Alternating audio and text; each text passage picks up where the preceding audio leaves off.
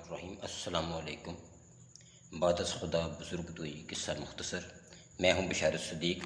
آج ہم بات کریں گے عالمی عدالت انصاف کا وہ فیصلہ، یعنی اس فیصلے پر جو کہ انہوں نے اسرائیل کے خلاف لیا ہے۔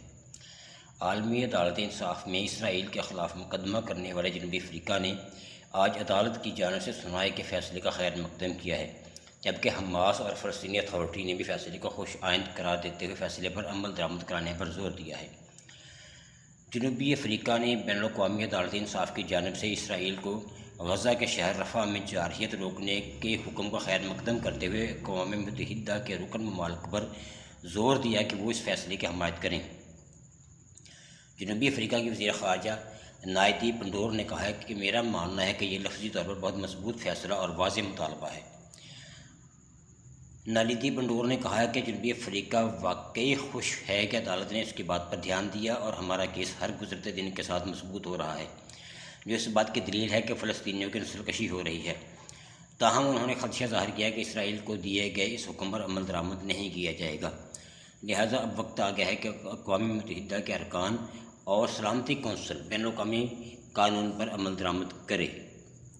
ان کا کہنا تھا کہ اسرائیل کو طویل عرصے سے استثناء حاصل ہے، جس کی وجہ سے انہیں پرواہ ہی نہیں کہ عالمی برادری کیا کہتی ہے، لہٰذا اب یہ ذمہ داری اقوام متحدہ کے رکن ممالک بالخصوص سلامتی کونسل کی ہے۔ جنوبی افریقی وزیر خارجہ نے مزید کہا کہ یہ واضح ہے کہ ہم سب خوفزدہ ہیں۔ ہم سب دیکھ رہے ہیں کہ معاملہ شدت اختیار کرتا جا رہا ہے۔ ہمیں کچھ کرنے کی ضرورت ہے اور ہمیں یہ توقع نہیں رکھنی چاہیے کہ اس قتل عام کو شروع کرنے والے اسے روکیں گے۔ فلسطینی اتھارٹی کا ترجمان نبیل ابو ردینہ نے کہا کہ ہم عالمی عدالت انصاف کی جانب سے جاری اس فیصلے کا خیر مقدم کرتے ہیں۔ حماس نے بھی فیصلے کو خوش آئند قرار دیتے ہوئے کہا ہے کہ ہم غزہ میں جارحیت ختم کرنے کے حوالے سے صہیونی طاقتوں کو دیے گئے حکم کو سراہتے ہیں، لیکن ہم سمجھتے ہیں کہ یہ ناکافی ہے، کیونکہ غزہ کی پٹی بالخصوص شمالی غزہ میں شدید جارحیت کا مظاہرہ کیا جا رہا ہے۔ ان کا کہنا تھا کہ ہم اقوام متحدہ کی سلامتی کونسل سے مطالبہ کرتے ہیں کہ عالمی عدالت کے اس فیصلے پر عملی اقدامات اٹھاتے ہوئے فوری طور پر نافذ کرے تاکہ صہیونی دشمن کو فیصلے پر عمل درآمد پر مجبور کیا جا سکے۔ حماس نے نسل کشی کے الزامات کی تحقیقات کے لیے فیکٹ فائنڈنگ کمیٹی بھیجنے کے فیصلے کا بھی خیر مقدم کیا اور تحقیقاتی کمیٹیوں کو مکمل تعاون کی یقین دہانی کرائی۔ جنوبی افریقہ نے عالمی عدالت انصاف میں مقدمہ کرتے ہوئے الزام لگایا تھا کہ غزہ میں اسرائیلی فوج کی جانب سے جاری آپریشن نسل کشی کے مترادف ہے۔ عدالت ابھی اس معاملے پر غور کر رہی ہے، لیکن اس سلسلے میں ابتدائی اقدامات کرتے ہوئے اسرائیل کو حکم دیا گیا ہے کہ وہ حماس کے خلاف مہم کے دوران نسل کشی کی کارروائیوں کو روکنے کی ہر ممکن کوشش کرے۔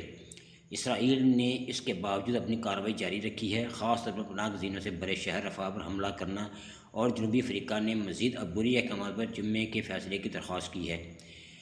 اب جو تازہ اطلاعات آئی ہیں اس کے مطابق اسرائیل نے عالمی عدالت انصاف کے فیصلے کو یکسر مسترد کر دیا ہے اور جنگ جاری رکھنے کا اپنا عزم ظاہر کیا ہے۔ ملتے ہیں اگلے ولاگ میں، تب تک کے لیے خدا حافظ۔ اور ہاں، مہربانی کرتے ہوئے چینل کو لائک اور سبسکرائب ضرور کریں۔ بہت شکریہ۔